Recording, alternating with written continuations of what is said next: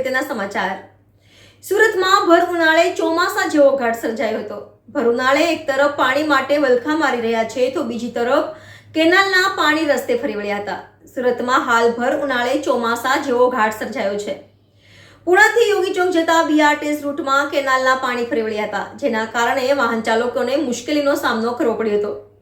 બીજી તરફ કેનાલના નીચાણવાળા વિસ્તારમાં પાણીની બૂમ ઉઠી રહી છે। ઘણી સોસાયટીના લોકોને પૂરતું પાણી ન મળતું હોવાથી વેચાતું લેવા પણ મજબૂર બન્યા છે।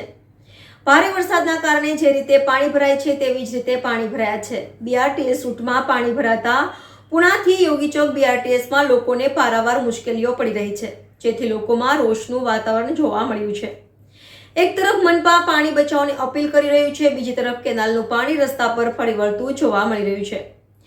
ઉનાળાની શરૂઆતમાં જ મેટ્રોની કામગીરીના કારણે પાઇપલાઇનમાં અસર થતી હોવાથી પાણીના ઘણી જગ્યાએ કાપ રહેતા હોય છે, ત્યારે કેનાલનું પાણી પીવાથી લઈને ખેતીવાડી અને સિંચાઈ સહિતના ઔદ્યોગિક એકમોમાં પણ ઉપયોગી થતું હોય છે, ત્યારે પાણીના વેડફાટથી લોકોને ભારે હાલાકીનો સામનો કરવો પડી રહ્યો છે।